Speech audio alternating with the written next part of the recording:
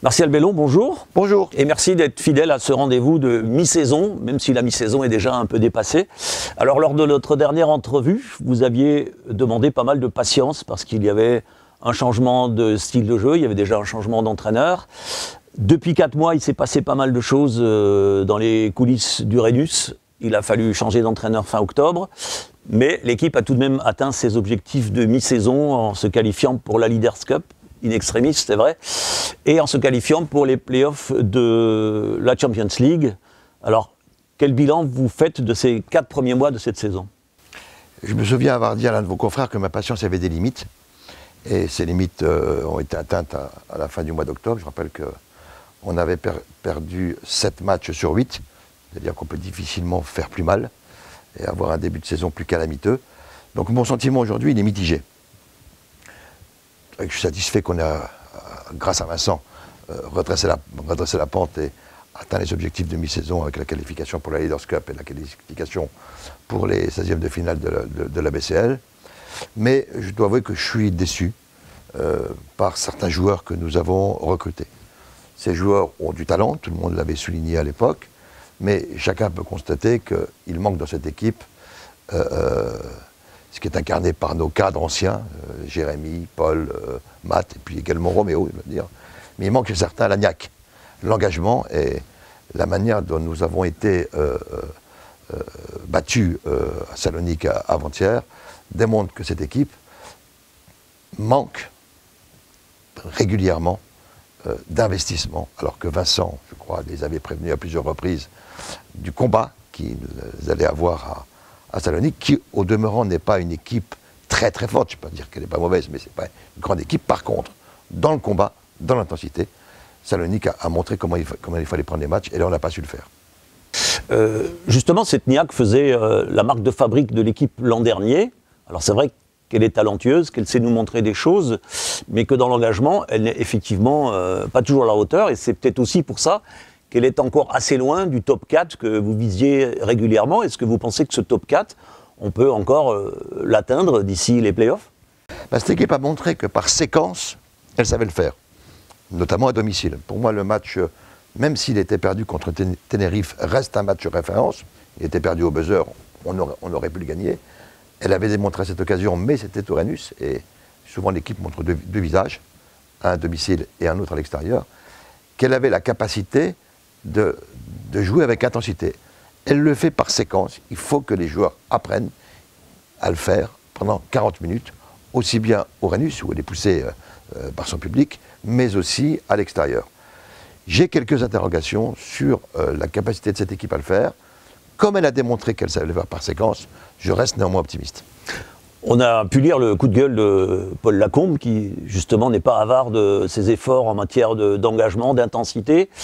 Est-ce que le président, dans ces cas-là, peut intervenir et rappeler quelques règles basiques à ces joueurs talentueux? Alors c'est pas la première fois cette saison que Paul pousse des coups de gueule, et je partage son coup de gueule. Je pense que c'est à eux de trouver la clé avec Vincent, qui je sais, pour en discuter très souvent avec lui, le fait régulièrement. Je fais toujours attention à la manière dont j'interviens, parce que le discours du président est souvent un one-shot. On peut penser que ce one-shot arrive et devrait se produire dans les prochains temps. Il faudra donc le 22 février, pour le match retour contre Salonique, un Rhenus en feu, parce que je crois que cette équipe est aussi capable de renverser la tendance et de remonter ces 19 points d'écart. Alors, qu'est-ce qu'on peut faire? Qu'est-ce que les gens peuvent faire pour pousser la SIG à aller jusqu'en 8e de finale et voir plus loin? Le basket a ses vertus. Un match n'est jamais perdu par avance. C'est vrai que nous avons prévu une forte mobilisation pour ce match retour. L'ensemble des spectateurs se verront remettre un t-shirt aux couleurs de la SIG Army. C'est vrai que j'espère que le public viendra soutenir son équipe et qu'on fera le plein à l'occasion de ce match. Tout est possible si les joueurs mettent l'intensité, encore une fois, qu'ils ont su mettre à un certain moment depuis le début de la saison, mais là il faudra le mettre pendant 40 minutes. Il va de soi que la qualification est compromise. Pour autant, il ne faut pas aller en victime expiatoire à ce match, et je reste persuadé qu'avec le soutien du public et nécessairement l'esprit de revanche qui devra animer nos joueurs, tout reste possible. Et on espère dans une ambiance à la grecque. Dans une ambiance à la grecque, il faut copier ce que font les Grecs, peut-être pas avec les fumigènes dans la salle, parce qu'on a pu observer quand même que les règles de sécurité là-bas ne sont pas les mêmes que chez nous, mais notre public a démontré à plusieurs reprises déjà dans le passé qu'il avait cette capacité à se sublimer pour soutenir son équipe. Très bien, alors autre rendez-vous, même avant ce match à Salonique, la Leaders Cup pour laquelle la SIG s'est qualifiée, elle rencontrera Nanterre en quart de finale. On a été placé comme favori au cours des 2 dernières saisons, puisqu'on était souvent en pole position. Alors cette fois-ci, la SIG viendra avec un rôle d'outsider. Qu'est-ce que vous en attendez ? D'abord, je voudrais souligner que nous sommes la seule équipe à s'être qualifiée pour toutes les éditions de cette Leaders Cup, la 5e fois, ce qui montre quand même une capacité à durer au plus haut niveau de notre championnat, même si on s'est qualifié lors de la dernière journée. La Leaders Cup, c'est une compétition qu'on connaît bien. Tout le monde peut battre tout le monde. Donc moi, je ne fais pas de pronostic. Je pense qu'on a eu le tirage au sort qu'on souhaitait, au demeurant, parce que c'est la seule équipe qu'on avait battue. Mais on sait très bien que ça ne veut rien dire, que tout est remis à plat lors de cette compétition qui est très particulière. Il faut y aller en essayant de se préparer au mieux pour le match contre Salonique. Alors, un petit mot encore sur la Champions League et sur Salonique. Si d'aventure les choses se passaient pas très bien, est-ce que ce serait dommageable pour la SIG, notamment financièrement ? Il est incontestable que une éventuelle non-qualification pour les 8e de finale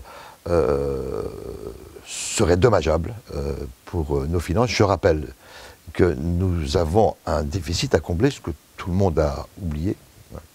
Mais nous payons cette année 2 coachs.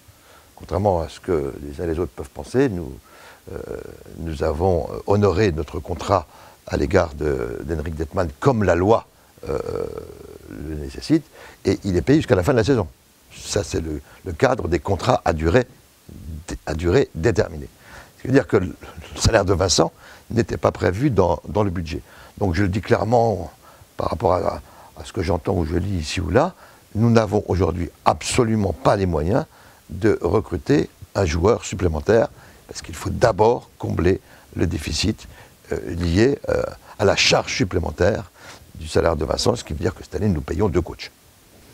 Alors, dans les choses plus positives, on a cette année dans notre effectif un jeune joueur, une pépite qui éclot petit à petit, c'est Franck Nilikina, qu'on suit depuis quelques temps, et on a vu arriver ces dernières semaines nombre de superviseurs, les fameux scouts NBA qui défilent au Rhenus dans la perspective de la draft. On a aussi vu arriver des médias qu'on n'avait pas l'habitude de voir autour de la SIG, comme le New York Times ou Le Monde, qui a publié une double page encore il y a 48 heures sur ce jeune joueur.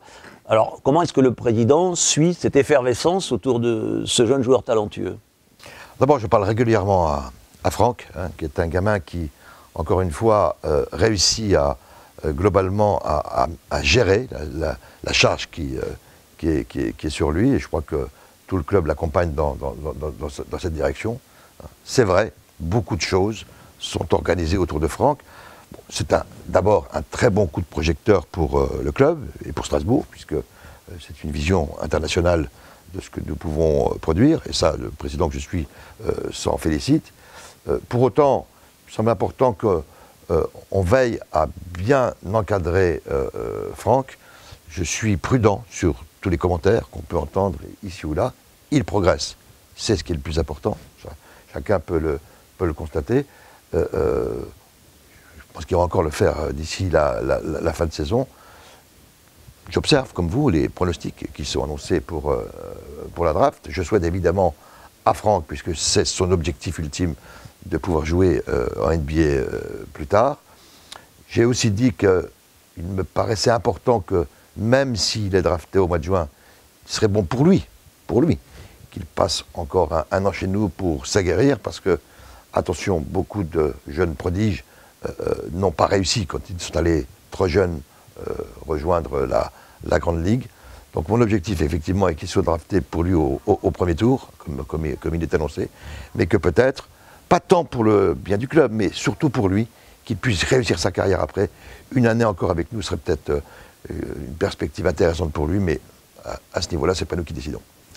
Alors en termes de notoriété, Strasbourg, effectivement, prend petit à petit sa place sur la carte du basket européen. On l'a vu encore avec les chiffres que la Champions League vient de publier sur le suivi des réseaux sociaux, puisque la SIG se place en 5e position sur les 40 clubs, derrière des clubs comme le Partizan de Belgrade ou le Beşiktaş d'Istanbul qui ont des bassins de population nettement plus importants et loin devant les autres clubs français.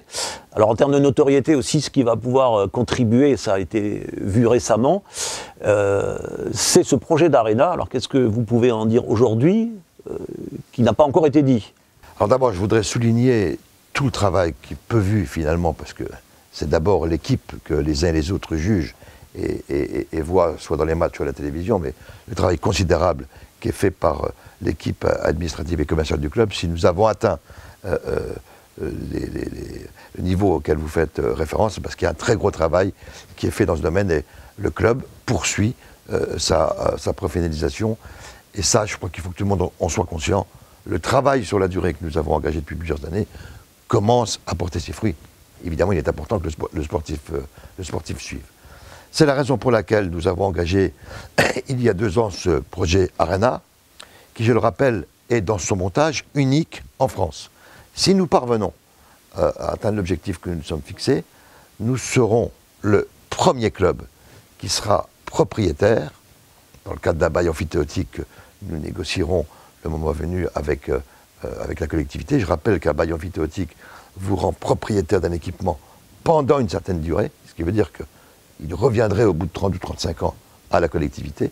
Nous en avons besoin pour pouvoir, nous le club, organiser les travaux que nous envisageons, à la fois accroître la capacité en 2 temps, d'abord la porter à 8 000, puis ultérieurement à 10 000, augmenter les surfaces d'hospitalité. J'ai toujours dit que c'était extrêmement important pour le club pour qu'il puisse augmenter son budget et atteindre les 10 millions d'euros qui sont notre objectif. Ce que nous avons annoncé avec M. le maire de Strasbourg et Alain Fontanel, le premier adjoint et responsable du quartier d'affaires international, il y a quelques jours, est évidemment une étape extrêmement importante. Pas décisive, mais importante. Parce que d'abord, nous avons, au cours du 2e semestre de l'année, travaillé sur l'intégration urbanistique et architecturale avec Samuel Negat du site dans le quartier d'affaires international. Et nous avons validé le principe de 4000 m² de commerce autour de l'Arena, qui seront les principaux financeurs. Les loyers des commerces permettront de rembourser l'emprunt que nous ferons le moment venu pour financer les travaux.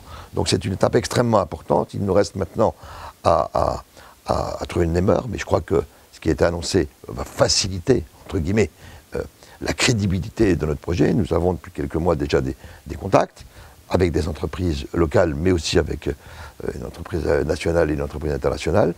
Depuis l'annonce, d'autres contacts se sont manifestés. Ce ne sont encore une fois que des contacts. Mais je crois que le projet que nous portons a beaucoup d'atouts.